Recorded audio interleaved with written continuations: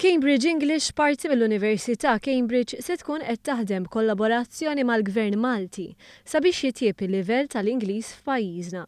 Dan se tagħmlu fis-sentejn li jmiss. Il-Ftehim tħabbar waqt konferenza tal-aħbarijiet f'Kastilja.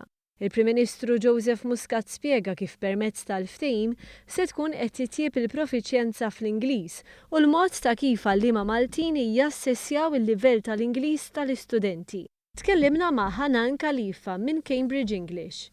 English has a very special status in Malta, and what we are after is to maintain that status and to improve it even more. Martin Robinson, kellim ieħor minn Cambridge English, spjega li sabiex jiġi determinat dak li għandha bżonn Malta jeħtieġ li l-ewwel issir evalwazzjoni tas-sitwazzjoni.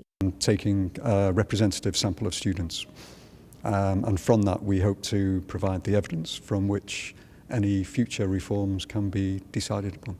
L-assessjar se jsir fost tfal u għalliema tal-primarja u s-sekondarja tal-iskel tal-Istat, tal-Gvern u tal-Knisja.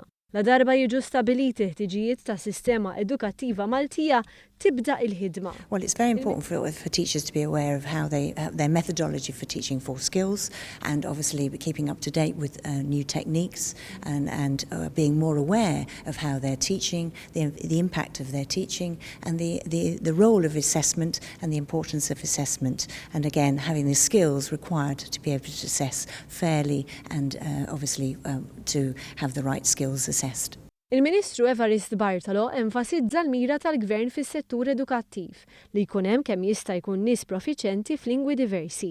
Sar li titjib fl-Ingliż ifisser li l-kompetittività ta' pajjiżna tkompli tiżdied. Il-Prim Ministru Joseph Muscat osserva li meta tikkonsidra wkoll l-investiment fl-Iskola Medika Barts li dan il-Gvern attira lejn pajjiżna joħroġ kemm l-edukazzjoni hija priorità għal dan il-Gvern. L-edukazzjoni, tenna l-Prim Ministru, hija l-aqwa għodda għat-titjib tas-soċjetà Maltija.